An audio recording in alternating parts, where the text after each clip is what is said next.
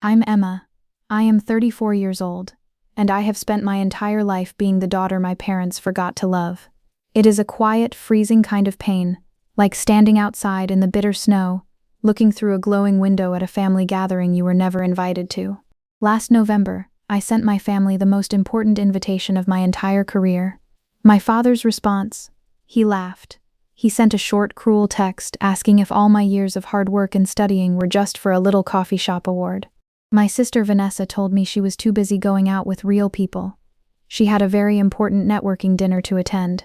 My mother did not even bother to type a single word in reply. She simply liked my sister's cruel message and moved on. I stared at the glowing screen of my phone for a long, agonizing time that night. I sat alone in the cramped, freezing office above my bakery, the silence of the room pressing down on my chest. Finally, with a shaking finger, I typed back 3 simple words. That's fine. But what they didn't know, what none of them could have ever predicted in their wildest dreams, was that exactly 72 hours later, my father would be sitting in the most expensive French restaurant in the city. He would be staring down at a sommelier's glowing iPad, and his arrogant face would turn as white as a ghost, because on that bright screen, standing on a massive stage and holding a golden trophy in front of millions of live viewers, was me. Before I continue, if this story speaks to you, please take a moment to like and subscribe, but only if you genuinely connect with it. Drop a comment below. Where are you watching from, and what time is it there? Now let me take you back 4 weeks before that explosive night, to the exact day a single piece of paper changed my entire world. The cold autumn wind was howling violently outside my newly opened cafe in St. Louis.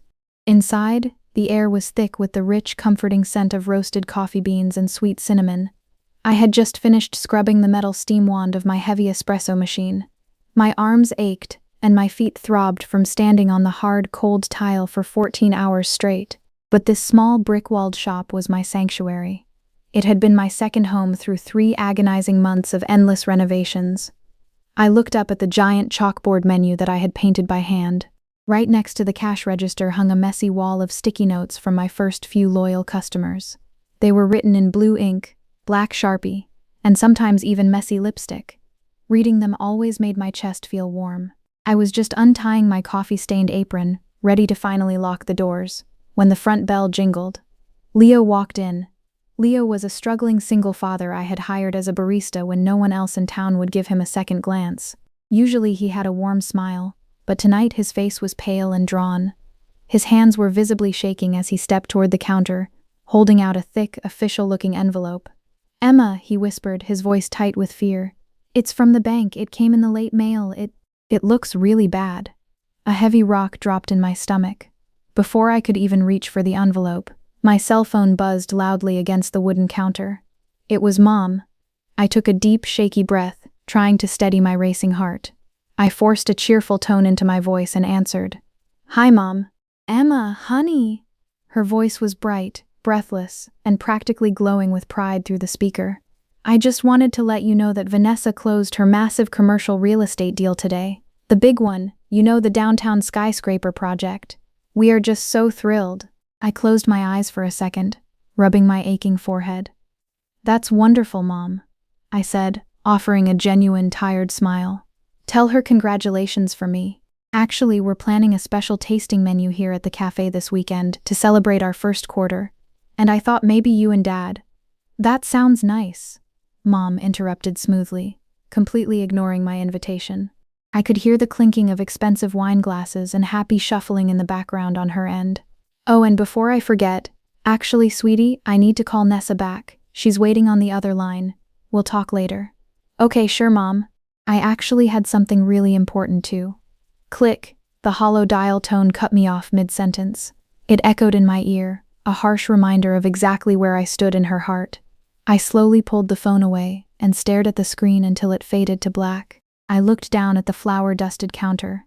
Lying right next to Leo's terrifying bank envelope was another piece of mail I had received earlier.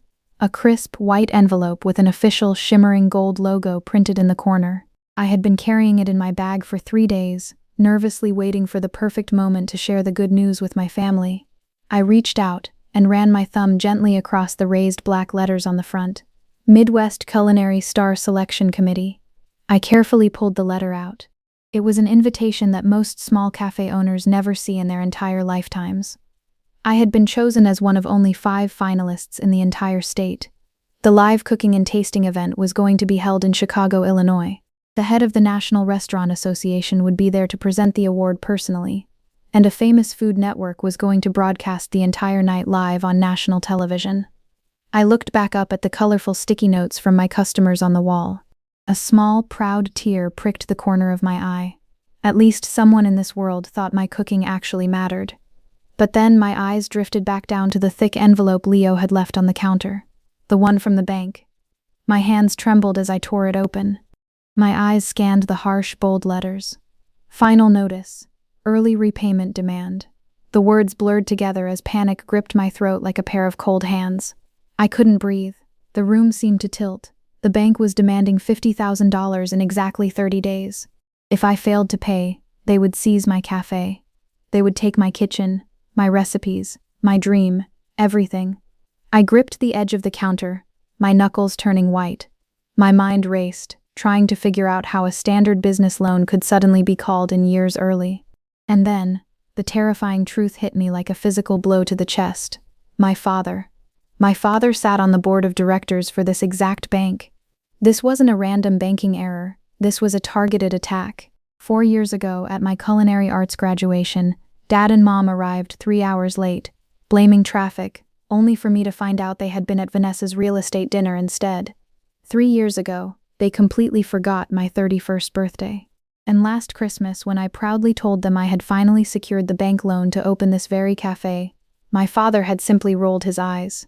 To him, a strict, ruthless investment banker, if you weren't making millions of dollars in a glass corporate office, you were a complete failure. Now, standing in the quiet shadows of my bakery, I realized the horrifying depth of his control. He had actually pulled the strings to crush my loan. He was actively trying to bankrupt me, trying to force me to quit my dream, fail miserably, and come crawling back to beg for a real corporate job. The neon sign outside buzzed with a loud, annoying hum, casting a bloody red glow across the empty street. I had spent every single penny of my life savings on this place. I had maxed out 3 credit cards. I had poured my very soul into the dough I needed every morning. Yes, my business plan had holes, and yes, my stubborn refusal to ask for help left me physically exhausted. Dad was right about the financial numbers being tight, but he was so painfully wrong about my passion. I took a shaky breath, the smell of sweet cinnamon mixing with the bitter taste of betrayal in my mouth. I picked up the golden culinary star letter again, reading it much slower this time. Dear Miss Cooper, we are honored to inform you that you have been selected as a finalist. Your nomination was submitted by a distinguished food critic whose identity, per tradition, will remain confidential. Someone out there believed in me. My heart beat faster against my ribs, a wild, desperate rhythm. Maybe this time it would be different. Maybe if my family saw the official invitation, the shiny Restaurant Association logo, the words Chicago, Illinois, maybe then they would finally see my worth. And maybe, just maybe, the massive $250,000 cash grant that came with winning the award could save my cafe from my father's cruel sabotage. The silence in my tiny office felt heavy, pressing against my chest like a physical weight. On my desk lay the 2 pieces of paper that now controlled my destiny, the golden culinary star invitation and the terrifying bank notice. One promised a lifeline, the other threatened to pull the plug entirely.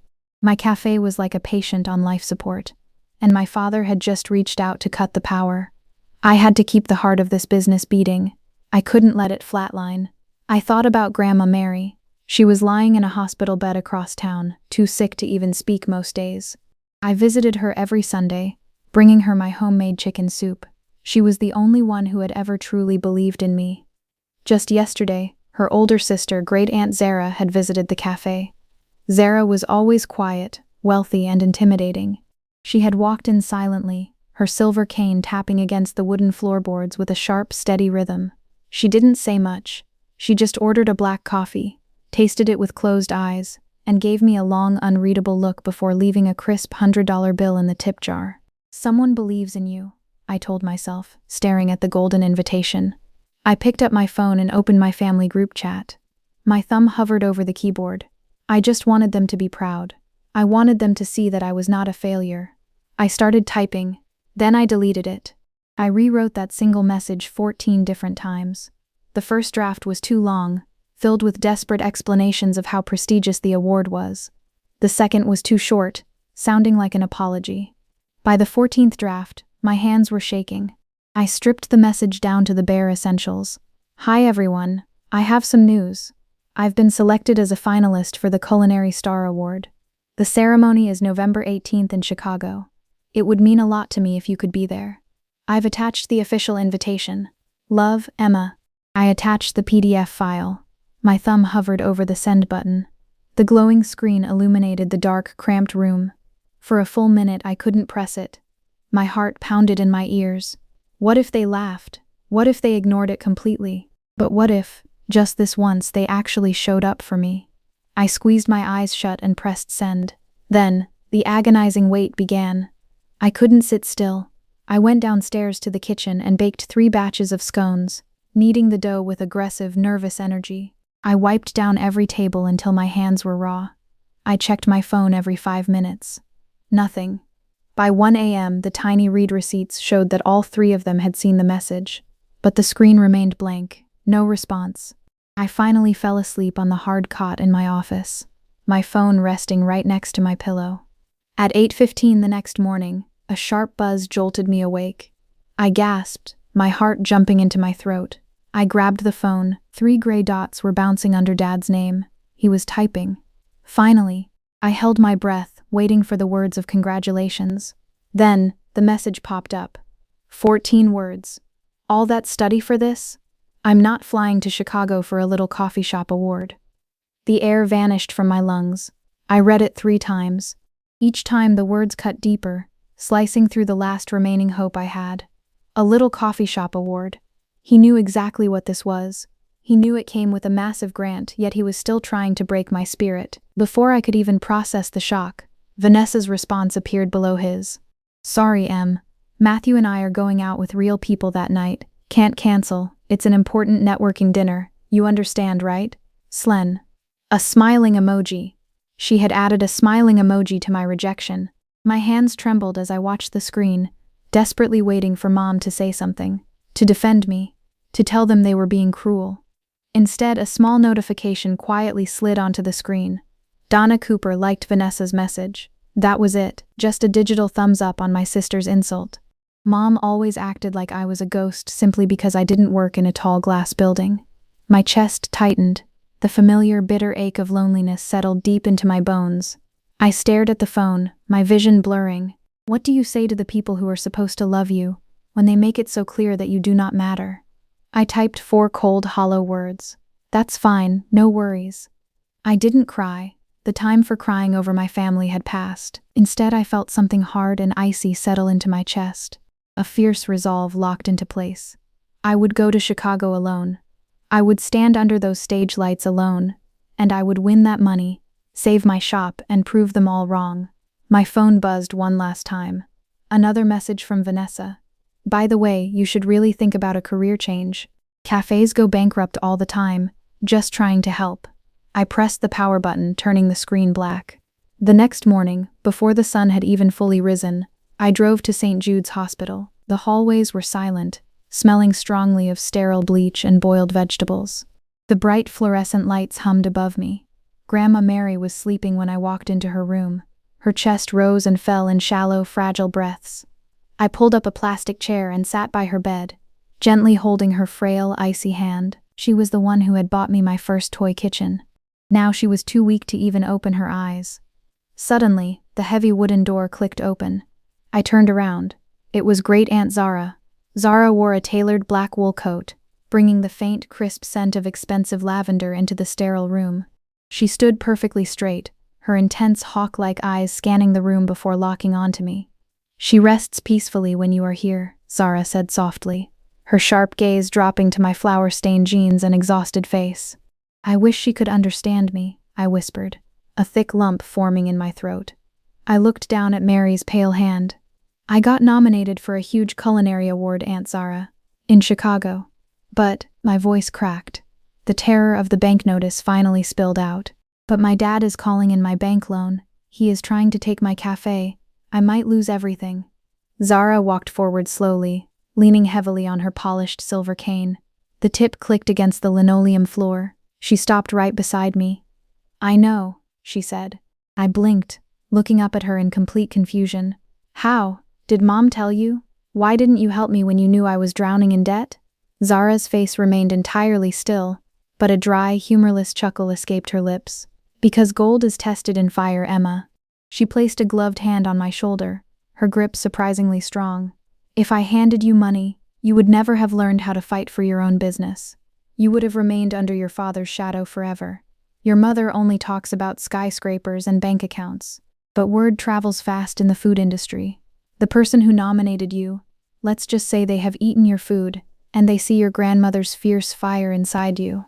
Before I could ask what she meant, Zara reached into her designer leather bag. "I have business in Chicago next week," she stated firmly, her eyes burning into mine. "I will be at your ceremony. Do not let your parents' blindness dim your light." She patted my shoulder once more, turned around and walked out, leaving me completely stunned in the quiet, beeping hospital room. 2 days before my flight to Chicago, the pressure was suffocating. I was standing in the freezing, shadowy alley behind my cafe, my breath pluming in the cold air as I argued with a delivery driver. The invoice clearly says organic vanilla beans, not artificial extract. I yelled over the loud, roaring noise of passing traffic. My nerves were completely fried. I was exhausted, terrified of the bank, and felt like my entire life was hanging by a single fraying thread. Right in the middle of the heated argument, my phone rang loudly in my apron pocket. It was Mom. I rubbed my freezing temples and answered. "Mom, I can't really talk right now. I'm fighting with my supplier, and I still have to pack." "Emma, we're having Friday dinner," she announced, her voice completely ignoring my panic. She didn't even say hello.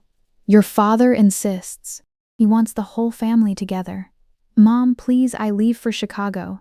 "It's just dinner, sweetheart," she interrupted smoothly, her tone leaving no room for argument.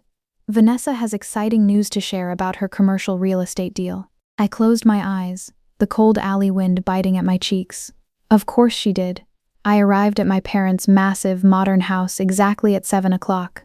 Walking up the long, sweeping driveway always felt like marching toward a battlefield. The house was a towering structure of cold gray stone and sharp glass windows. Inside, it smelled of expensive lemon polish and sterile air. It felt like a museum, not a home. There were no warm pictures on the walls, only framed degrees and stark, abstract paintings. I took a deep, shaky breath, trying to slow my racing heart. I could still feel the heavy weight of the bank's final notice sitting in my purse. The dining room table was already set with the good china, the delicate gold-rimmed plates they only used to celebrate real success. Tall white candles flickered, casting sharp, dancing shadows across the room. Dark red wine breathed in a heavy crystal decanter. Vanessa sat near the head of the table, absolutely glowing. She wore a pristine silk blouse, looking untouchable. "Emma," she said, rising slightly to air-kiss the space next to my cheek. Her perfume was overwhelmingly strong. "So glad you could make it away from your little espresso machines." Matthew, her husband, sat beside her. He offered me a small, polite nod. Matthew had always been quiet around my family. He was an architect, a man who liked to observe rather than fight. Tonight he looked tense, his jaw clenching as he stared down at his empty plate. Dad stood up, raising his crystal wine glass. The ice in the glass clinked, a sharp, piercing sound in the quiet room. "Before we eat," Dad began, his chest puffed out with absolute pride, "I would like to propose a toast to Vanessa. She just closed the largest downtown property deal in our firm's history." "A skyscraper?" I asked, looking across the table at my sister.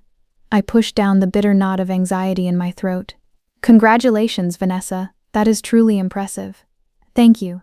Vanessa smoothed her silk blouse, a deeply satisfied smile spreading across her face. "It has been a very long time coming. A lot of late nights negotiating with actual CEOs." Mom beamed from the other end of the table. Her diamond earrings caught the candlelight. "See, Emma, that is exactly what hard work looks like. Real results, real success, real money." I slowly set my silver fork down. My stomach churned wildly. Even though the expensive roast beef smelled incredible, I felt entirely empty. "Tell Emma what your commission is," Dad urged, his voice thick with triumph. Vanessa let out a light, rehearsed laugh. Oh, Dad, that is tacky. Go on. She should know, Dad insisted, his cold eyes locking onto mine. She should know what true ambition can achieve. Vanessa shrugged, trying to look modest but failing completely. Let's just say it is substantial. 7 figures, Dad announced loudly, the words booming through the dining room. My daughter, making $1 million commission. Now that Emma is real business. The entire table fell completely silent. The only sound was the quiet hiss of the burning candles. Everyone was looking at me, waiting for me to shrink into my chair. That is wonderful, I said quietly, forcing my voice to stay level. I ignored the familiar burning ache in my chest. Dad leaned forward, resting his elbows on the heavy oak table. The room suddenly felt 10 degrees colder. So Emma, what is new with you? Are you still serving lattes to college kids? He paused, a cruel smirk touching the corner of his lips. Or did you finally get that little letter from the bank? My blood ran completely cold. My breath caught in my throat. He said it so casually. He dropped a bomb right over his expensive steak, just to watch me bleed. He had orchestrated the destruction of my life, and now he wanted to celebrate it at dinner. I gripped the linen napkin in my lap to hide my violently shaking hands. I run a cafe, Dad. 9th Street Coffee and Bakery. And yes, I got your notice. He nodded slowly, pretending to look sympathetic. Right. The numbers just do not add up, Emma. And that little baking competition you mentioned? When is that again? Wednesday. Ah. He picked up his wine glass, taking a slow sip. A barista appreciation thing, right? The local coffee club? Right, he waved his free hand dismissively. Cute. You know when you lose your building lease next month, Vanessa's firm is hiring receptionists. We can pull some strings. Vanessa tilted her head, that familiar condescending smile playing firmly on her lips. So, Em, what exactly does a small cafe owner take home these days, if you don't mind me asking? After paying rent and buying all those fancy organic vanilla beans you insist on using, I knew exactly where this psychological trap was going, but I refused to back down. I take a modest salary, around $45,000 a year. Most of the profit goes right back into the business. Vanessa glanced sideways at Matthew, pressing her hand to her mouth to suppress a cruel laugh. Honey, that is less than my yearly car allowance. Matthew shifted very uncomfortably in his seat, his knuckles turning white as he gripped his water glass. Dad nodded gravely, acting like a disappointed judge. You see, Emma, this is exactly what I have been saying since day one. A cafe has no corporate structure. It has no scalability. It is a hobby, not a career. You are a smart girl. You could have been a senior analyst at my firm. You could have gone into real estate like your sister. Instead, you are stuck in some hot kitchen smelling like old grease. And now your bad investments are finally catching up to you. The tension in the room was suffocating. I could hear my own pulse thumping loudly in my ears. I love my work, Dad, I said, my voice barely above a whisper but firm as steel. I love feeding people. I love my community. Love does not pay the bills, Dad shot back coldly. My bills are paid. Barely, Vanessa sneered, taking a slow sip of her wine. I mean, that tiny apartment you live in above the shop? No offense, Emma, but it is kind of… What? I challenged, my eyes locking onto hers. She shrugged, feigning pity. Sad. It is just sad, Emma. You literally sleep next to bags of flour. I reached forward and set my napkin down on the table, moving very slowly, very deliberately. I am sorry my life does not meet your high investment banking standards. We are just worried about you, Mom chimed in. Her voice took on that sharp, wounded tone she always used like a weapon. As your family, we see you struggling, while Vanessa is out buying a summer house in the Hamptons. Good at making foam, bad at making wealth, Vanessa muttered under her breath. It was quiet, but in that silent room I heard every single word. Then, something completely unexpected happened. Matthew cleared his throat. The sound made everyone freeze. He leaned slightly toward me, his voice low but completely steady. For what it's worth, he said quietly, looking right into my eyes. I think what you do really matters. I come to your cafe every Tuesday morning before work. Your blueberry scones, they remind me of my own grandmother. It's the best part of my week. Our eyes met. He nodded once, a silent message of solidarity, then quickly looked away, staring back down at his plate. I filed that tiny moment away in my heart. It was the very first hint of an ally in enemy territory. Matthew wasn't a shark like Vanessa. He was a quiet builder. I suddenly felt a wave of deep sympathy for him, being married into this freezing family. Dessert arrived on a silver tray. I hadn't touched a single bite of my main course. I could not stay in this house for one more second. I pushed my heavy wooden chair back and stood up, reaching for my purse. I should go. I have an early flight tomorrow. Already? Mom frowned, looking genuinely annoyed. But we haven't even talked about Vanessa's country club dinner to celebrate her deal. It's next month. We're renting out the entire golf course patio. I will check my calendar, I said flatly. Vanessa smirked, twirling her dessert fork. Let me guess. Flying economy to your little baking contest? Small business budget and all? I paused right at the grand doorway. I let the silence stretch for 5 agonizing seconds. Then I turned back to face them. Actually, I said, keeping my voice dangerously calm and perfectly pleasant, the National Restaurant Association covers all travel expenses for finalists. The table went dead quiet. Dad's fork stopped halfway to his mouth, hovering in midair. First class, I added. The National Restaurant Association? Dad demanded, his thick eyebrows pulling together in confusion. For a local coffee shop award? It is a national award, Dad. I held his stunned gaze, refusing to blink. It is going to be broadcast live on the Food Network. The president of the Culinary Institute presents the trophy personally. But you wouldn't know any of that. Why wouldn't I know that? He snapped. Because you didn't even bother to read the invitation I sent you. No one spoke. The heavy silence was absolute. Vanessa's arrogant smirk completely melted off her face. Mom stared at me with wide, shocked eyes. Anyway, I said, pulling my warm coat over my shoulders. Congratulations again, Vanessa. Enjoy your big party. And Dad? He stared at me, completely speechless.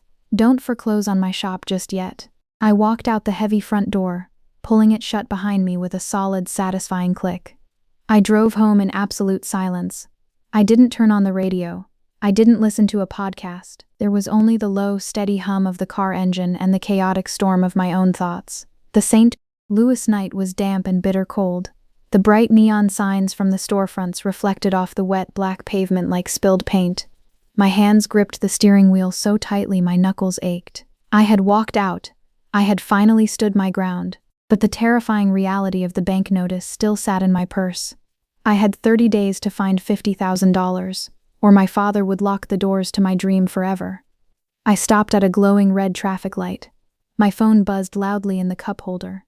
It was an email notification. I glanced at the screen, my eyes widening. Miss Cooper, this is Samantha Miller from Eater magazine. We would like to request a brief interview before Wednesday's tasting ceremony.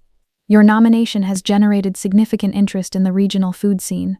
Please confirm your availability. Eater magazine.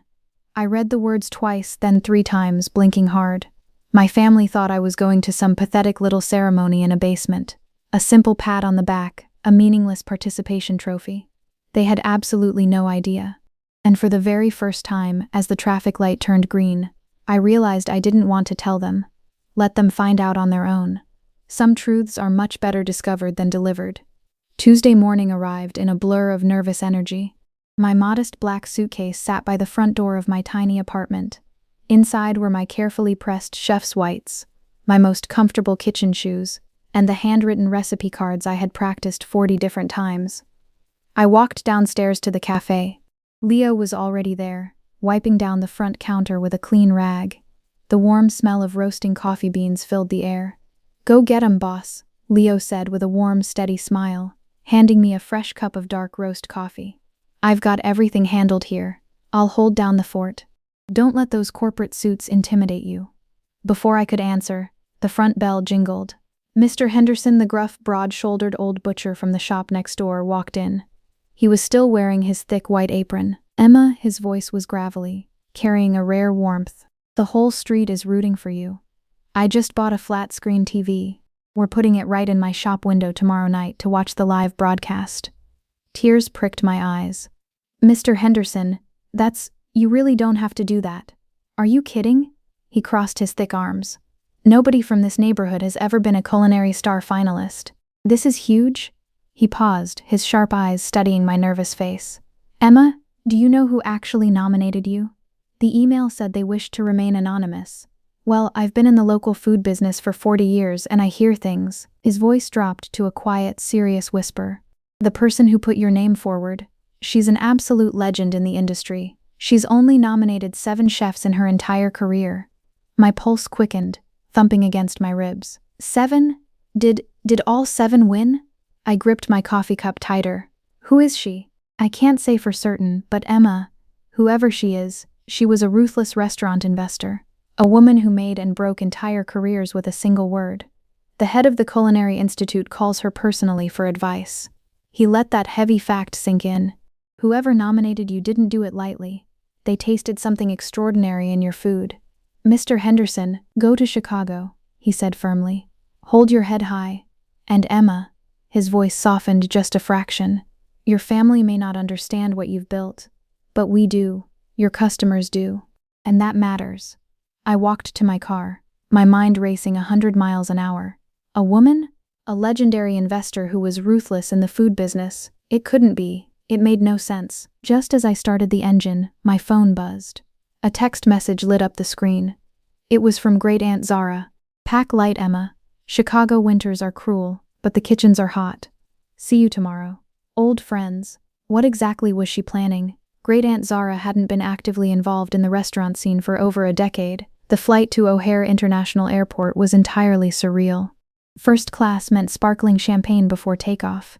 It meant wide leather seats that reclined fully. A flight attendant smiled and called me Chef Cooper like I was someone incredibly important. I wasn't used to being treated like I mattered. Even as I sat in the luxurious seat, my hands still smelled faintly of the fresh garlic and thyme I had prepped the night before. A sleek black car waited for me at arrivals. The driver held up a crisp sign with my name. He took my modest bag, opened my door, and drove me straight to the Drake Hotel. It was a massive, historic, breathtaking building I'd only ever seen in glossy magazines about the culinary elite. The lobby gleamed with giant crystal chandeliers and spotless marble floors. The staff, dressed in crisp, perfect uniforms, greeted me by name. Chef Cooper, welcome to Chicago, your suite is ready. If there's anything you need, absolutely anything at all, please don't hesitate to ask. Suite, not room, suite. I met the other 4 finalists at the welcome reception later that evening. We stood in a lavish, gold-trimmed hall filled with important-looking people. I met Martin, a hard-working pitmaster from Detroit who had built a famous BBQ joint in an underfunded neighborhood. I met Paige, a sweet baker from Minnesota preserving old family recipes, and Daniel, a farm-to-table chef from Ohio. We were all incredibly nervous. We were all humbled. Can you believe this? Paige whispered to me, her eyes wide as she gestured at the room full of Michelin-starred chefs, famous food critics, and camera crews. Yesterday I was literally kneading 50 pounds of dough by hand until my shoulders cramped. Martin nodded, taking a nervous sip of his water. My sous chef had to convince me the email wasn't a scam. We all laughed. It was the deeply relieved laughter of people who had spent their entire careers being underestimated. People whose fingernails were permanently stained from the hard, grueling reality of their craft. But the warmth of the moment was violently shattered. Someone bumped hard into my shoulder, nearly making me spill my drink. I stumbled slightly. Watch it, a smooth, arrogant voice snapped. I looked up. A tall man with slicked back hair stood there, wearing a pristine, custom-made $500 chef's coat. His name tag read Julian Vance. He was the 5th finalist. He was a wealthy, famous culinary prodigy who ran a high-end, futuristic fusion restaurant in downtown Chicago. He smelled strongly of expensive cologne and absolute superiority. He looked me up and down, his eyes lingering on my simple dress. A cruel, mocking sneer formed on his lips. It perfectly mirrored my sister Vanessa's smile. "You're the coffee shop girl, right?" Julian mocked, his voice dripping with poison. "Emma something? I heard you make a decent little muffin." He leaned in closer, his voice dropping to a menacing whisper. "Try not to burn the boiling water tomorrow, darling. This is the big leagues. We cook real food here." He turned and walked away, laughing loudly with a group of wealthy investors. My stomach twisted into a tight, painful knot.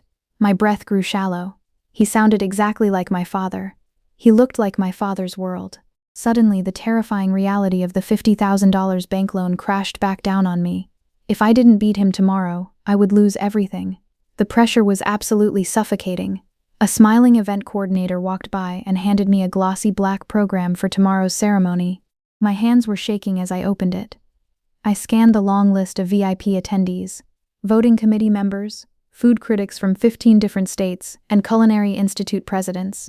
Then my finger stopped on the very last page. My heart skipped a heavy beat. Lifetime Achievement honoree, Zara Reynolds. Not a guest, not an attendee. The honoree? My great-aunt wasn't just coming to sit in the audience and support me. She was being honored by the entire national industry. What had she done? And more importantly, what was going to happen tomorrow? If you are feeling the intense pressure Emma is under right now, make sure to leave a comment with your thoughts. Have you ever had to face down an arrogant bully when everything was on the line? Let me know below. I found her in the hotel lobby the next morning.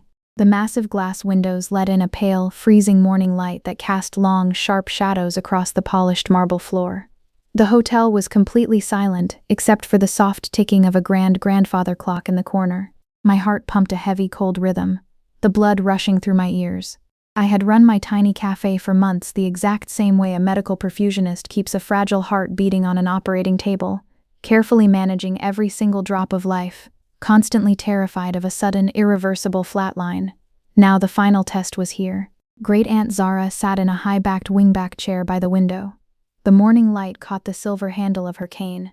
At 86 years old, she still carried herself exactly like the cutthroat, legendary investor she had been. She sat straight-backed and sharp-eyed, commanding total respect without ever demanding it. She rose slowly when she saw me. Her embrace was surprisingly fierce. "My girl," she whispered, her voice rough but warm.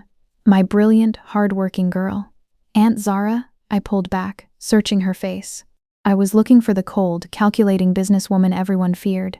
Instead, I only saw a quiet, steady pride. "What's going on? Why are you the lifetime honoree?"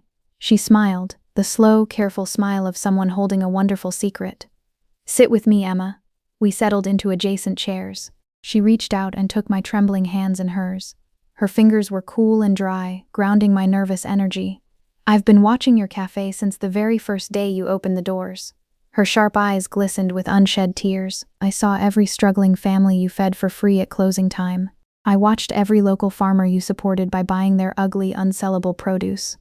I listened to every customer who told me your food tasted like home." You collected stories about me?" I asked, my voice shaking as a wave of deep, painful nostalgia washed over me. "I collected evidence," she corrected firmly, giving my hands a tight squeeze. "Emma, a year ago, I wanted to nominate you for this award, but you weren't ready. You were still trying to cook the way your father wanted you to live, safely, predictably, trying to please people who would never be pleased. You hadn't found your true signature flavor yet. So, I waited." My throat tightened so hard it physically hurt. "The nomination email," I whispered, the pieces finally snapping together in my mind. It said, 7 chefs, 40 years, all 7 won. She nodded slowly. "I do not submit names lightly. When I recommend someone, the committee listens because they know I have done my homework. I back winners, Emma. I always have. Aunt Zara, there's more. The bank, my dad."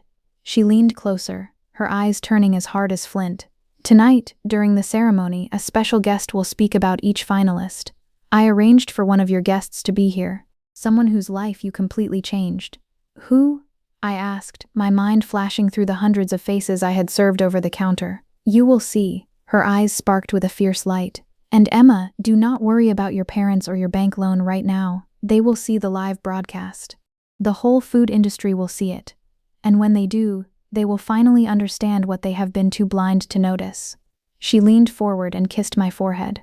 "Now go prep your cooking station.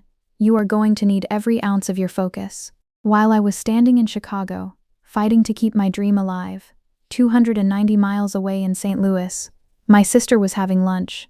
I didn't know this at the time. I learned about it much later from the digital screenshots that would eventually explode across social media, shared rapidly by the people who had been sitting at that exact table. Vanessa had chosen Le Petit Palais, an exclusive, ultra-expensive spot where lunch reservations were booked a full year in advance. The air in the restaurant was thick with the smell of rich butter, sharp perfume, and old money. Waiters moved through the room like silent ghosts, terrified to interrupt the powerful guests. Her lunch companions were 3 fellow real estate tycoons from rival firms, women she worked with, ruthlessly competed against, and occasionally befriended when it suited her needs. One of them, a sharp-featured woman named Molly Clark, glanced up from her expensive salad. "Hey Vanessa, isn't your sister a cook or something? I saw something briefly online about a national award ceremony happening in Chicago today." Vanessa waved her manicured hand dismissively. She adjusted her expensive silk collar, a small, nervous tick she always used when she was trying to prove she was the most important person in the room. "Oh that? It's just some barista appreciation thing. You know how those are. Everyone gets a cheap participation trophy for making decent latte art. But it's called the Culinary Star Award." Another woman, Julia Parker, looked highly skeptical. "That sounds pretty significant." "Please." Vanessa laughed loudly, the sound sharp and grating in the quiet, elegant room. "It's not like she is winning a Michelin star. It's just slinging hash at a dirty diner." Molly and Julia exchanged uncomfortable glances. "Running a real kitchen is actually incredibly hard," Molly said carefully, her tone dropping slightly. "My brother's food truck basically went under last year. It is brutal, back-breaking work." Vanessa calmly sipped her red wine. "I'm sure Emma is fine at what she does, but let's be honest with ourselves. If she had any real ambition, she wouldn't have settled for a tiny kitchen that smells like burnt milk and a handful of loyal regulars." The table went dead quiet. The tension at the table spiked, thick and suffocating. What Vanessa didn't know, what no one at that table had the courage to tell her, was that Julia Parker wasn't just a real estate investor. Before pivoting to property law, Julia had spent 7 years working as the lead food critic for the Midwest Daily. She still had deep contacts in the industry, and beneath the table she currently had her phone out, silently typing notes about every single word of the conversation. But there was something else Vanessa completely missed. Seated in the booth directly behind them, hidden from view by a high velvet partition, sat Marcus Thorne. He was the billionaire CEO of the exact property management group Vanessa was desperately trying to secure for her next mega deal. He was a self-made man who famously started his massive empire by running a single, run-down corner store. Marcus sat completely frozen. He was slowly cutting into a rare steak, his sharp knife scraping cleanly against the white porcelain plate. He had been quietly listening to every word. Marcus was already sick and tired of Vanessa's unethical, cutthroat negotiation tactics. He had secretly suspected her firm lacked basic human decency.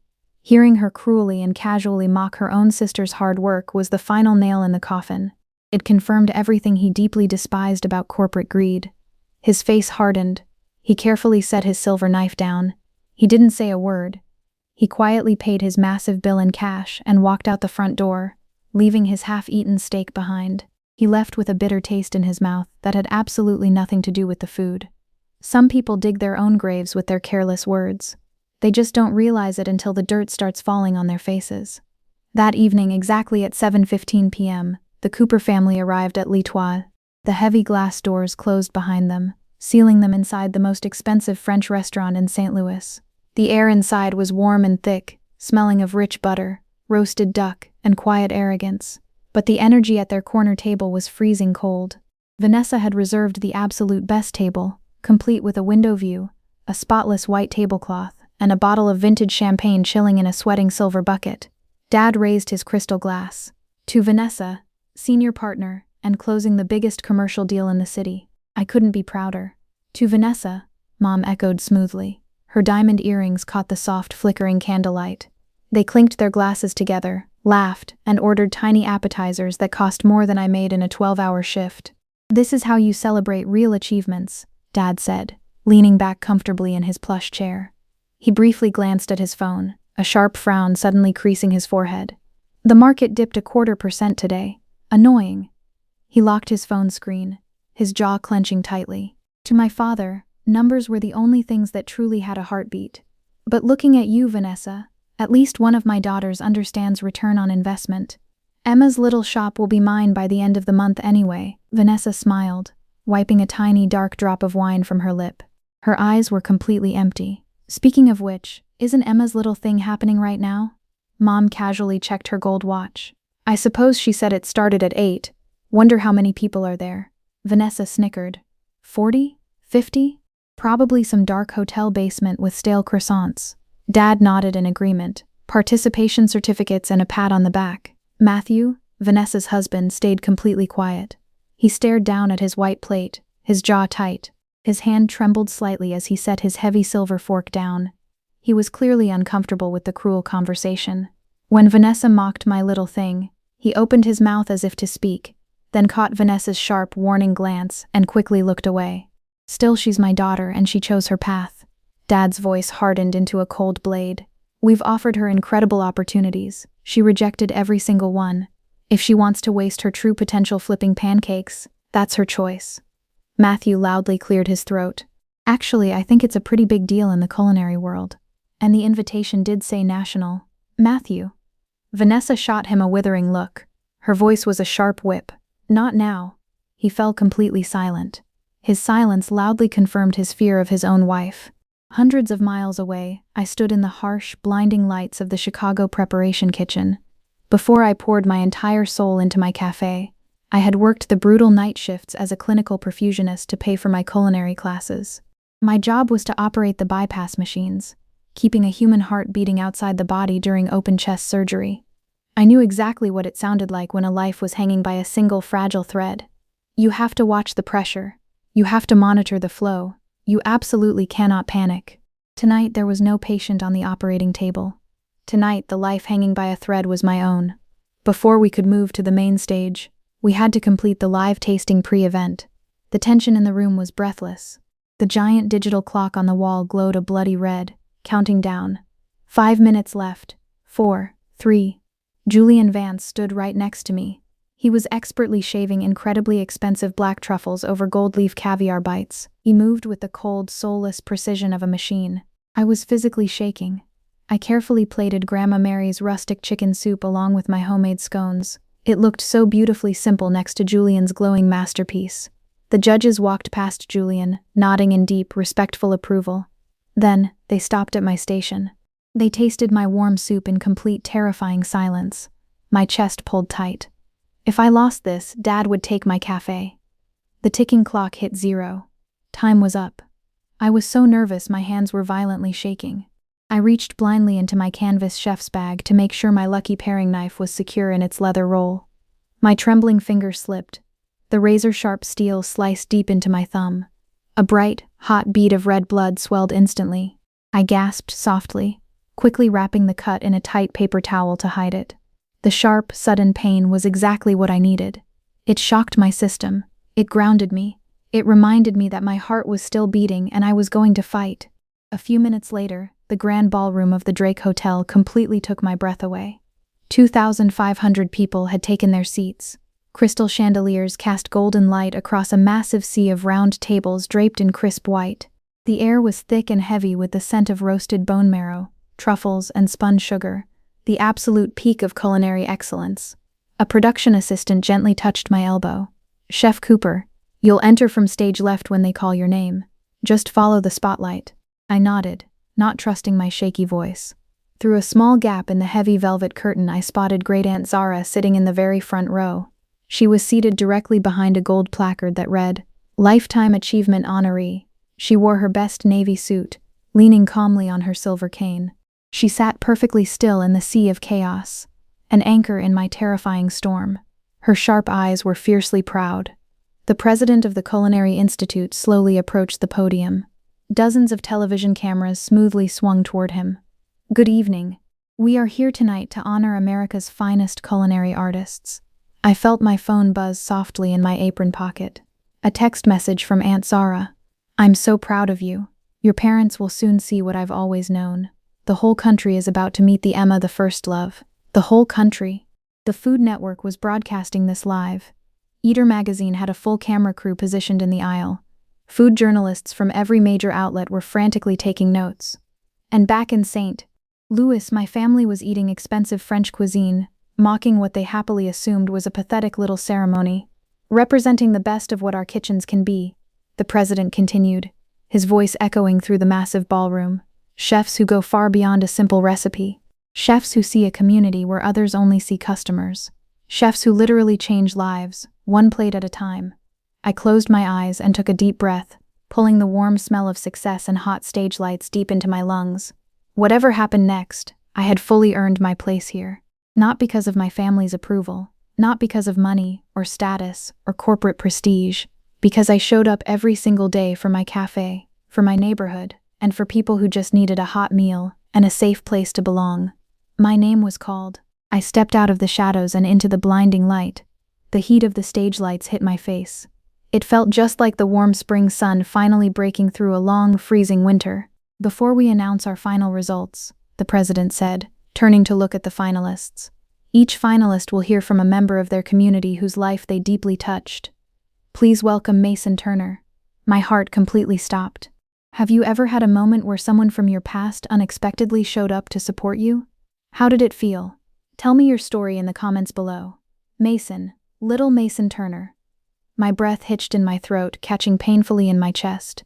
I remembered him as a shivering, terrified runaway. He used to sleep in the freezing, dark alleyway right behind my cafe. His face smeared with dirt, his old sneakers full of holes. He was the desperate teenager who dug through my freezing dumpster for stale bread until the night I finally caught him. But the man walking confidently toward the microphone right now was not a scared, broken teenager anymore. Mason stood incredibly tall in a crisp, tailored linen suit. His broad hands, resting on the podium, were rough and calloused from years of hard, honest work. At 26 years old, he was the proud founder of Turner Organic Roots, the most sought-after organic farm supplying top-tier restaurants in the entire state. "When I was 16, Mason began. His voice was deep, steady, and echoed powerfully through the massive, glittering ballroom. I had absolutely nothing. No family, no home, no future. The entire audience of 2,500 people fell completely, breathlessly silent. I pressed my bandaged thumb tightly into my palm, letting the sharp sting keep me anchored to the stage. I was starving," Mason continued, his eyes scanning the crowd before locking directly onto me. "Then, one freezing night, I tried to steal a loaf of sourdough bread from Chef Cooper's back door." He paused. The silence in the room was so thick, I could hear the faint hum of the stage lights above us. My heart pounded violently against my ribs. As a former perfusionist, I knew what it looked like when a failing heart suddenly caught a rhythm and began to beat on its own again. That was what Mason was doing for me right now. "She didn't call the police," Mason said, his strong voice cracking just a fraction. "She didn't yell. She just opened the door and handed me a clean apron. She told me if I wanted to eat, I had to wash dishes. She taught me how to respect ingredients. She taught me that even from the darkest, coldest dirt, beautiful things can grow." Hot tears blurred my vision, spilling over my eyelashes. "When I wanted to start my own farm, the corporate banks laughed right in my face," Mason said, wiping a tear from his own eye. "I was just a street kid with a record. But Chef Cooper didn't laugh. She took the meager, hard-earned profits from her own tiny cafe, and she co-signed my very first seed loan. Because of her, I didn't just survive the winter. I built a real life." Mason leaned into the microphone. "Chef Cooper doesn't just feed people. She plants seeds of hope. I am a successful business owner today, purely because she believed in me when no one else would." The audience rose to their feet. It started as a low rumble and erupted into a deafening roar. 2,500 people were standing and applauding. I looked down at my simple black non-slip kitchen shoes. They still had a faint white dusting of morning flour on them. For the very first time in my entire life, I didn't feel embarrassed by my messy, working-class uniform. Standing in the blinding spotlight, I finally felt like a warrior wearing her armor. I glanced to my side. Julian Vance, the arrogant $500 coat-wearing chef, was staring at me. His jaw had literally dropped. He looked completely, utterly stunned by the raw, overwhelming emotion filling the room. His perfect, soulless caviar bites suddenly meant absolutely nothing in the face of real, human connection. The president of the Culinary Institute returned to the wooden podium. He was holding a heavy, shimmering gold envelope. "The selection committee has tasted beautiful dishes from hundreds of talented chefs," the president announced, his voice booming over the speakers. "But only one can receive our highest honor tonight, along with the Zara Reynolds Foundation's $250,000 small business grant." I couldn't breathe. The entire world seemed to slow down into agonizing, frozen seconds. $250,000. My beloved cafe would be saved. My suffocating debts would vanish into thin air. My father's cruel, calculated sabotage would be completely and permanently destroyed. The president slid his finger under the seal. The paper tore with a sharp rip that echoed in the quiet room. "The 2025 Midwest Culinary Star is Emma Cooper from St. Louis." The room literally exploded with sound. I didn't move. I couldn't. I was completely paralyzed by shock. Paige, the sweet baker standing beside me, laughed a watery, joyous laugh and gave my shoulder a gentle push. Go, chef, go! The long walk to the center of the stage felt like floating in a dream. The hot stage lights warmed my tear-stained face, smelling faintly of electrical ozone and sweet victory. 2,500 strangers were cheering at the top of their lungs for a woman who ran a tiny brick-walled cafe. The president smiled warmly and handed me a heavy custom-made trophy shaped exactly like a golden cast-iron skillet. Congratulations, Chef Cooper, he whispered over the roar of the crowd. Your great-aunt Zara has been telling me you were an absolute genius for an entire year. She was right. I looked out at the massive audience and found great-aunt Zara. She was tapping her silver cane on the floor in loud approval, a fiercely proud, watery smile on her normally strict, unreadable face. Right at the bottom of the giant digital screen behind me, a bright red Food Network graphic flashed for millions of viewers to see. Breaking, St. Louis cafe owner Emma Cooper wins Culinary Star Award and $250K grant. Millions of Americans saw that headline flash across their living room televisions, including 3 people sitting in a fancy French restaurant who were about to have their perfect, arrogant evening completely ruined. If you are cheering for Emma right now, let me know in the comments. Hit the like button if you love seeing hard work finally pay off. St. Louis, 8:30 p.m. Robert Cooper was loudly bragging about his aggressive stock portfolio when the sommelier quietly approached their corner table at L'Etoile. The elegant, sharply dressed man wasn't holding a wine bottle. He was holding a glowing iPad. Excuse me, Mr. Cooper, the sommelier said, his French accent thick, his voice trembling with visible excitement. Our head chef in the kitchen is watching the live Food Network broadcast. We noticed the name. Are you related to Chef Emma Cooper? Dad frowned deeply, clearly annoyed by the sudden interruption to his bragging. She is my daughter. She runs a little coffee shop. Why? The sommelier's eyes went wide with absolute, pure shock. A little coffee shop? Monsieur, she just won the most prestigious culinary award in the entire Midwest. Our entire kitchen staff is cheering for her. He gently placed the glowing iPad down on the pristine white tablecloth. Dad stared at the bright screen, his hand completely froze in midair. The crystal glass of expensive scotch slipped slightly in his grip. The live video showed his daughter standing on a massive, brilliantly lit stage, clutching a golden trophy.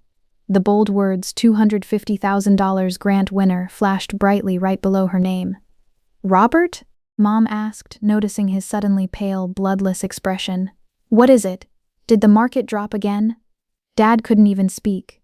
His throat worked silently. He slowly pushed the glowing tablet across the table toward her with a trembling finger. Mom squinted at the high-definition screen. Her face instantly lost all of its color, turning a sickly, ghostly gray. That's Emma. Vanessa grabbed the iPad so fast, her elbow violently knocked over her crystal wine glass. Smash! Dark red wine spilled rapidly across the spotless white tablecloth, dripping onto her lap and staining her expensive designer silk dress. It looked exactly like a spreading pool of dark blood. No, that can't be right, Vanessa stammered, her eyes wide with frantic panic. She frantically wiped at her ruined dress with a cloth napkin. She said it was just a local baking contest, a barista thing. The Zara Reynolds Foundation? Dad whispered, his voice shaking with a terror I had never heard before. $250,000 in funding? Zara gave her that? For a brief, agonizing second, Dad looked genuinely, completely amazed. His strict, calculated business mind was finally comprehending the incredible financial value of my hard work. But his massive, fragile pride quickly swallowed it whole, turning his face into a mask of confused horror. He had tried to bankrupt me, and instead he had pushed me onto a national throne. Matthew leaned over the table to look at the screen. A slow, deeply satisfied smile spread across his face. I told you her food was special, he said quietly, a rare, sharp edge of absolute defiance in his voice. Vanessa frantically grabbed her own phone and started scrolling. Twitter was already blowing up. Videos of Mason crying at the microphone were going viral. Top food critics were posting articles praising Emma's incredible dedication to the local community. Suddenly, the heavy wooden doors of the restaurant's kitchen swung wide open. The head chef of L'Etoile walked out into the dining room, wearing his spotless, towering white uniform. He didn't stop at the kitchen pass. He walked straight up to their corner table, his chest puffed out with deep professional respect. It is an absolute honor to serve the family of Chef Emma Cooper tonight, the head chef announced in a loud, booming voice. The surrounding tables fell completely silent. The clinking of silver forks stopped. Dozens of wealthy diners slowly turned in their chairs to stare directly at my freezing, terrified family. She saved my life with an apron and a second chance. The video clip of Mason speaking echoed from the sommelier's glowing iPad, the sound unnaturally loud in the sudden, breathless quiet of the restaurant. "Oh my God," Vanessa whispered. Her voice was thin, completely stripped of its usual commanding arrogance. She grabbed a thick linen napkin and frantically dabbed at the dark red wine blooming across her expensive silk dress. It spread rapidly through the pale fabric, looking exactly like a catastrophic arterial hemorrhage she couldn't cauterize. This is actually massive PR. The elegant restaurant continued around them, but the atmosphere had shifted into something cold and deeply judgmental. Waiters in pressed suits moved silently, carrying silver trays, but their eyes lingered on the corner table. Wealthy diners leaned in, whispering behind their wine glasses, casting sharp glances at the Coopers. The family sat entirely frozen in the middle of it all, bathed in the soft, exposing glow of a screen broadcasting the daughter they had so casually thrown away. Back in Chicago, the silence of 2,500 people felt incredibly heavy. I stood at the wooden podium, my knuckles white as I gripped the heavy golden skillet trophy. The teleprompter in front of me scrolled slowly, showing the safe, generic, deeply boring speech I had written weeks ago about the importance of local ingredients and supporting farmers. I stared at the glowing words. I ignored them. The hot stage lights beat down on my face. For a brief, agonizing moment, the grand ballroom faded away. I could smell the sharp, acidic tang of my mother's constant disappointment. I could feel the cold, metallic weight of my father's calculated rejection. For 34 years, my family had been a failing organ, and I had been the desperate perfusionist, constantly adjusting the dials, trying to force blood into a heart that simply refused to beat for me. But you cannot save a necrotic limb. Eventually, to save the patient, you have to amputate. I took a slow, clinical breath. I clamped off the desperate need for their approval forever. "Growing up," I began.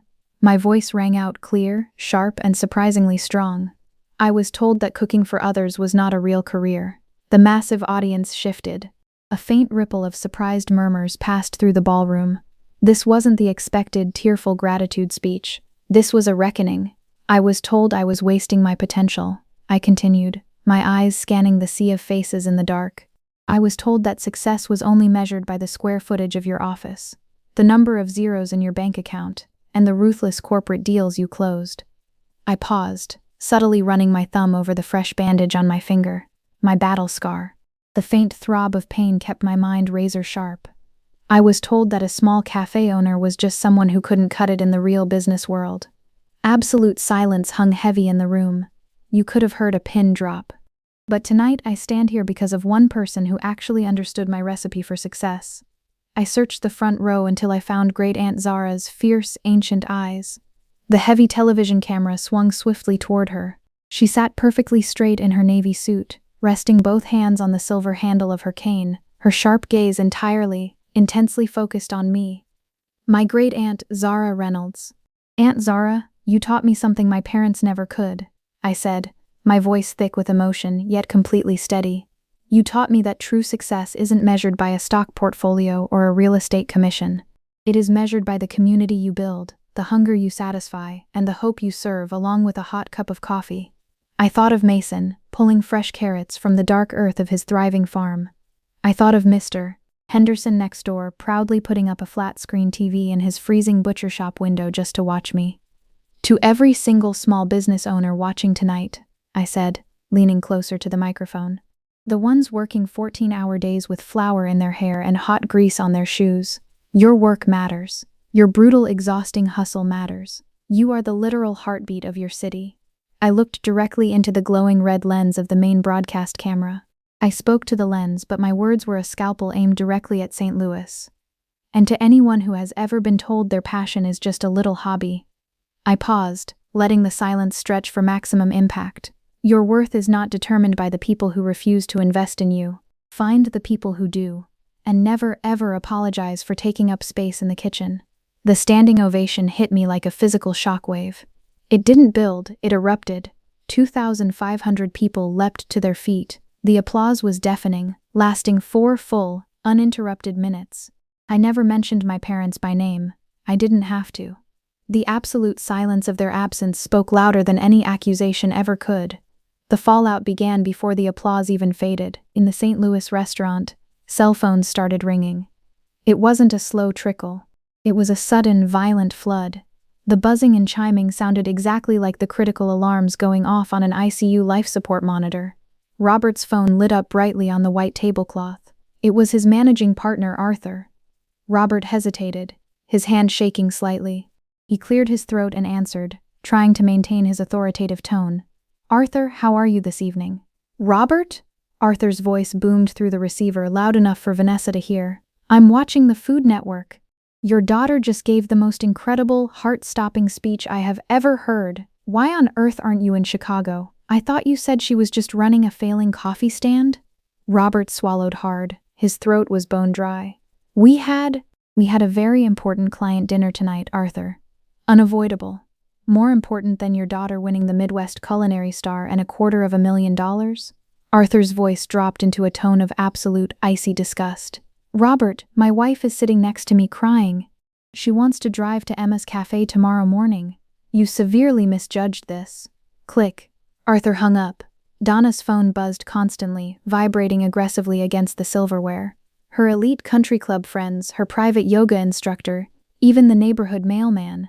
Text after text lit up her screen, all asking the exact same devastating question: "Why aren't you with Emma?" But Vanessa's phone was the worst. Text messages flooded in from rival real estate agents, her firm's senior partners, and wealthy college friends. "Just saw your sister's speech. Brutal. Was she talking about you? Why aren't you there? Is your family fighting?"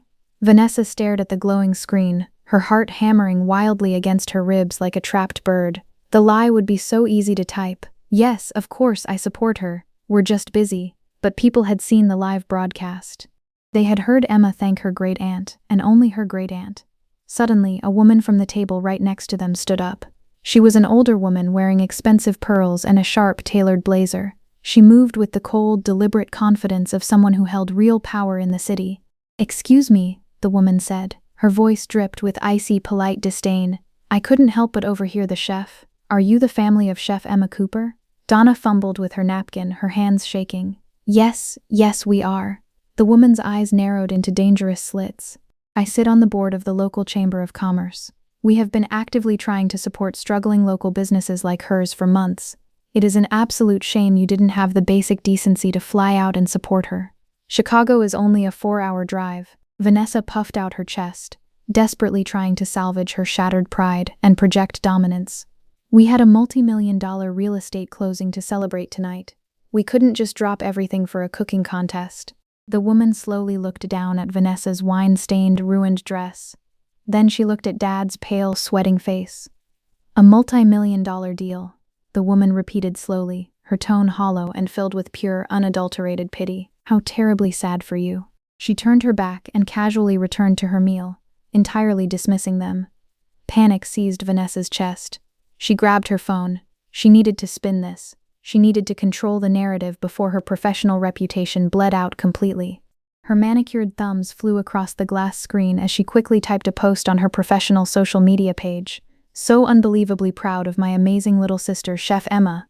Wish we could have been there in the front row, but family is celebrating her in spirit from St. Louis. #culinary star #proud sister #family first." She hit post. Within seconds, the likes and comments began to roll in. Vanessa exhaled a long, shaky breath, closing her eyes. Crisis managed, the bleeding was stopped. Then her phone buzzed with a new notification. A single, fresh comment appeared at the very top of the thread. It was from Julia Parker, the former food critic from her lunch table. "Funny," Julia wrote. "At lunch today you called her business a failing coffee stand, mocked her for sleeping next to bags of flour, and said she lacked real ambition. What changed, Vanessa?" 4 other high-profile real estate agents from the lunch table liked Julia's comment instantly. One added a stinging public reply. "I was there too. Vanessa actually laughed when she said Emma slept next to bags of flour." The post completely exploded. Vanessa frantically deleted it within 2 minutes. But in the digital world, nothing truly dies. Screenshots had already been captured. A local food blogger with 200,000 followers reposted the screenshots with the bold caption, Corporate greed versus culinary heart, the sad truth behind Emma Cooper's success. Vanessa's phone began to vibrate so violently it rattled the silver dessert spoons on the table. A text from her managing partner flashed across the screen. Vanessa, Marcus Thorne just called me personally. He was at Le Petit Palais today. He overheard your disgusting comments about small businesses. He is pulling his skyscraper project from our firm.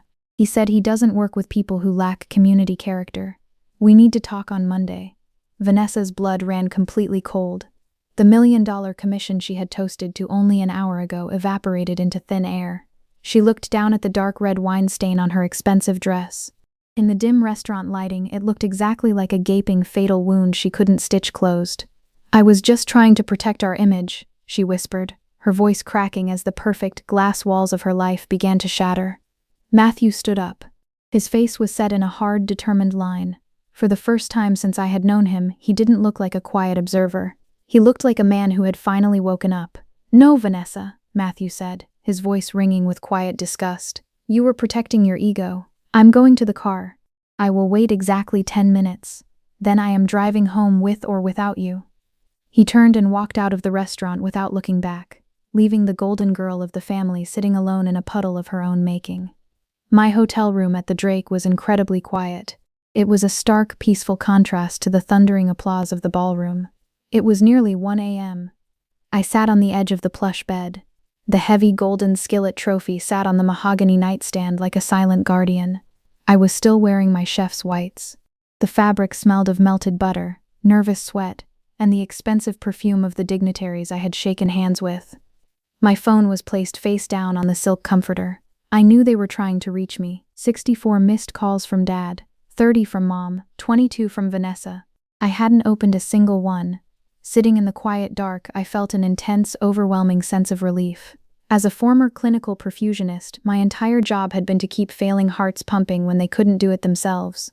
I had spent 34 years treating my family like a patient on life support, pouring all of my energy, love, and desperate hope into their freezing veins. But tonight I had finally turned off the machine. I had detached myself, let their cold hearts beat on their own. There was a soft, polite knock on my door. Great Aunt Zara stood in the quiet hallway. She had traded her tailored navy suit for a long silk dressing gown, but she still gripped her silver cane.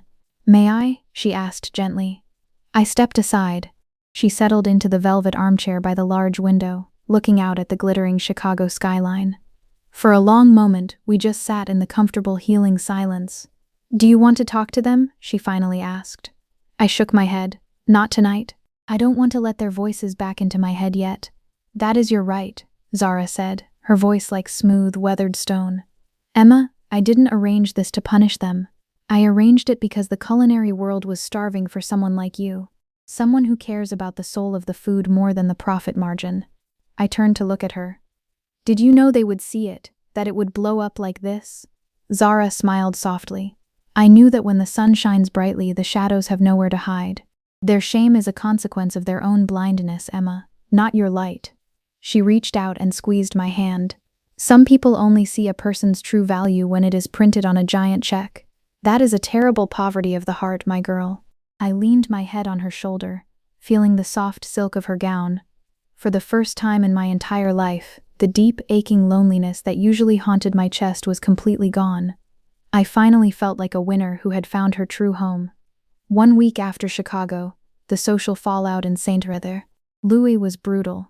Robert Cooper walked into his Wednesday golf game at the elite Meadowbrook Club. He expected his usual warm greetings. Instead, the atmosphere was freezing. "Hey, Robert," one of his longtime banking partners called out coldly. "I saw the news.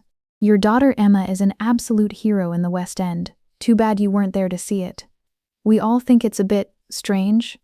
The men turned their backs. They didn't invite him to join their foursome. Robert spent the entire afternoon hitting golf balls at the driving range alone.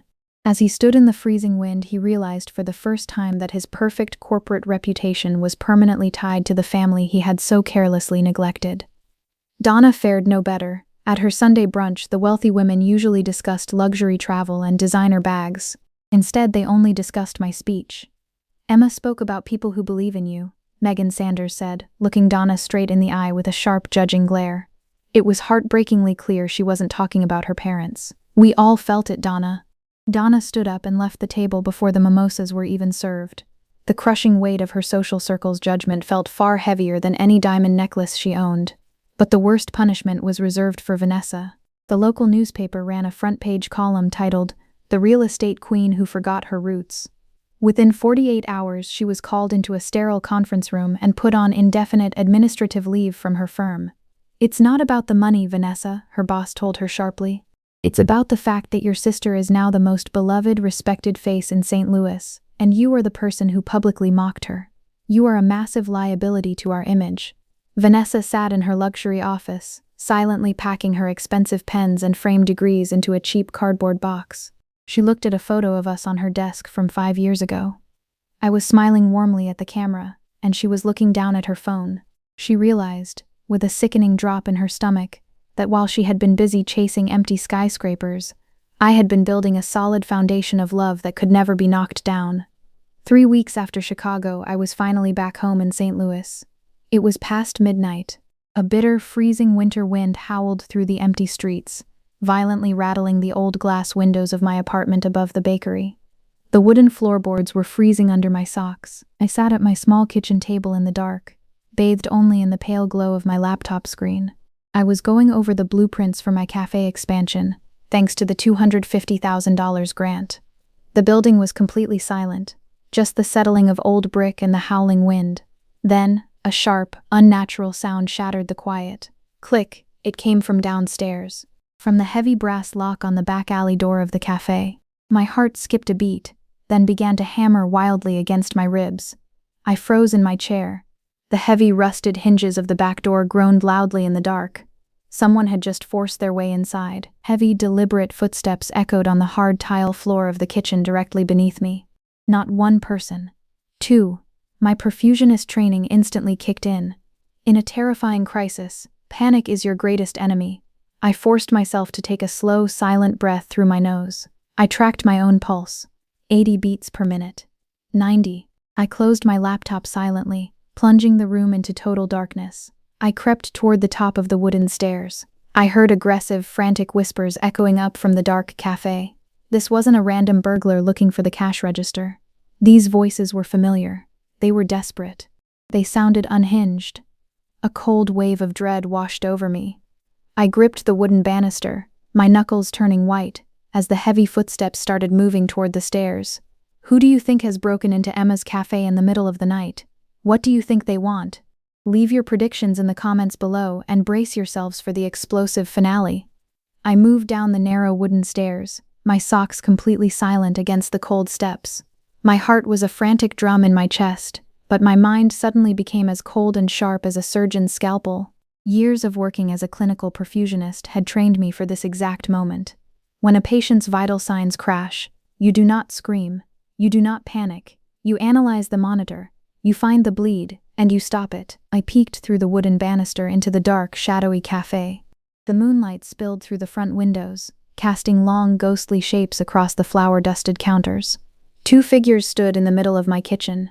"Where is she? Find the light switch," a harsh, frantic whisper echoed. It was a man's voice, a voice I had known my entire life. My breath hitched. I stepped down onto the final stair and reached out, flicking the main light switch. The bright fluorescent kitchen lights buzzed to life, flooding the room. Dad and Vanessa froze, shielding their eyes from the sudden, blinding light. They looked absolutely terrible. This was not the arrogant, polished family that had toasted with crystal glasses at the French restaurant just weeks ago. Dad's expensive suit jacket was wrinkled, his tie loosened and crooked. He looked unhinged, his eyes wild with panic. Vanessa stood behind him, wearing baggy gray sweatpants instead of a designer dress. Her perfect hair was tied in a messy, greasy knot, her face pale and terrified. "You broke into my business by picking the back alley lock at 1 a.m? I asked, my voice dangerously calm. "I should call the police right now." "Emma, do not be dramatic," Dad snapped, his voice trembling as he stepped forward. He forcefully slammed a thick, heavy manila folder down onto my baking counter. A cloud of white flour puffed into the air. "We need to discuss your sudden windfall immediately. I've drawn up an emergency investment portfolio for your $250,000 grant. We need to put it in high-yield bonds right now to maximize returns and save the family's portfolio." I stared at him, completely disgusted. He had actually broken into my cafe like a desperate thief, still trying to control my life under the disguise of helping me. He was drowning, and he was trying to use my life raft. I didn't step back. I stood my ground. That money is already allocated, Dad. I'm expanding my kitchen and hiring 2 full-time prep cooks with full health benefits, and I'm paying off that loan you tried to call in to destroy me. Dad scoffed, his face turning a furious, ugly red. Giving health benefits to part-time line cooks? That's terrible business, Emma. Let me manage the funds. The restaurant industry is a deadly trap, and you clearly don't know how to protect your assets. I was only trying to force you out of a failing business to protect you. He was lying. The heart monitor of our relationship was completely flatlining right in front of my eyes, and he was still lying. But beneath his screaming anger, I heard a tiny, pathetic tremor in his voice. He was a banker who had lost his power. He was genuinely terrified of financial ruin, and his twisted, toxic mind believed that stealing my control was the only way to save himself. What happened in Chicago, Dad? I asked quietly, ignoring the thick folder. I invited you to the biggest night of my life. You chose a fancy steak dinner over my career. We are losing everything. Vanessa suddenly screamed. She let out a sharp, bitter laugh that sounded more like a broken sob. Her eyes were red and puffy. Marcus Thorne pulled his massive skyscraper deal from me because he overheard what I said about your stupid cafe. My firm put me on indefinite leave. I have no job, Emma. For the first time in my life, I am a complete failure and everyone is laughing at me. I looked at my older sister. I expected to feel victorious, but all I felt was a deep, heavy sadness. She had built her entire identity on being better than me, and now she had nothing left but an empty shell. Vanessa, I never wanted you to fail, I said softly, my voice steady and clinical. But I also won't let you use me as a punching bag to make yourself feel tall. You're being incredibly dramatic. We are your parents and you will listen to my financial advice, Dad yelled, violently hitting his fist against the wooden counter. This isn't about one missed dinner, I told him, looking directly into his cold eyes. This is about 34 years of you treating my passion like dirt just because it didn't wear a suit and tie. And you broke into my home tonight because you know the bank's board of directors saw the Food Network broadcast. They know you tried to sabotage a national award winner for a personal vendetta. Dad's face went completely, shockingly white. He took a stumbling step back. I had hit the exact nerve. I'm setting permanent boundaries, I replied, my voice echoing in the quiet kitchen. From now on, I will visit when I am respected. I won't let you insult my staff, my food, or my choices. I love you, but I do not need your permission to be proud of myself. Suddenly, bright, flashing red and blue lights swept across the front windows of the cafe. The wail of police sirens pierced the quiet winter night. Vanessa gasped, covering her mouth in pure terror. Emma, what did you do? I didn't call them, I said calmly. I glanced toward the window. Standing on the sidewalk in his thick winter coat was Mr. Henderson, holding his cell phone. He had heard them break the lock. The police officers burst through the front door, flashlights cutting through the dark. Dad tried to argue, his voice high and panicked, demanding they respect his corporate title. But the officers didn't care about his suits or his bank accounts. They firmly escorted my father and my weeping sister out of the cafe in handcuffs. An officer stayed behind to question me. I answered his questions calmly, my emotions completely detached. I felt completely numb. But as I watched the police cruiser pull away into the snowy night, a massive, suffocating weight finally lifted off my chest. I had survived the surgery. The toxic tissue was gone. As the months passed, everything shifted rapidly. By the time the first heavy snow fell in November, the $250,000 grant had completely transformed my life. I didn't buy a fancy car or a huge mansion. Instead, I bought the abandoned flower shop next door, knocked down the brick wall, and doubled the size of 9th Street Coffee and Bakery. We installed a massive gleaming open kitchen so everyone could watch us bake. The air inside the cafe always smelled of roasting garlic, fresh yeast, and sweet cinnamon, melting away the bitter winter chill outside. For our grand reopening, I hosted a massive free Thanksgiving feast for the entire neighborhood right in the alleyway behind the shop. I wanted to give back to the people who kept my lights on when my family turned away. Mason pulled up in his muddy farm truck, delivering crates of bright orange pumpkins and crisp greens, while Mr. Henderson proudly carried out 3 massive, perfectly smoked turkeys. It wasn't a stiff corporate gala with crystal glasses, but the genuine, loud laughter echoing off the brick walls felt richer than any country club dinner I had ever attended. Later that night, long after the neighborhood had gone home full and happy, I was wiping down the long oak counter. The brass bell above the door jingled sharply, bringing in a gust of icy winter wind. I looked up and froze. It was Vanessa, but she wasn't alone. A man holding a massive video camera stepped in behind her, the red recording light blinking. A local news reporter followed him with a microphone. "Emma!" Vanessa cried out dramatically, bursting into fake, perfectly timed tears for the camera. She rushed toward me, arms wide open. "I'm so incredibly proud of you. I came to help you clean up. Look everyone, sisters always stick together." She was trying to use me. She was trying to stage a fake PR stunt to save her ruined reputation and get her real estate job back. My blood boiled. I put my hand up, stopping her right in her tracks. The camera zoomed in on my face. "Vanessa," I said, my voice dangerously calm but loud enough for the microphone to catch. "You are my sister and I love you. But this cafe is built for real people, not for your desperate PR stunts. Turn the camera off, now." The reporter's eyes widened in shock. Vanessa's fake smile completely crumbled into utter humiliation. She realized I wasn't her doormat anymore. She grabbed the cameraman's arm and rushed out the door into the freezing snow, entirely defeated. A few days later, the hospital called. Grandma Mary had passed away peacefully in her sleep. The room smelled of soft winter snow and quiet, inevitable endings.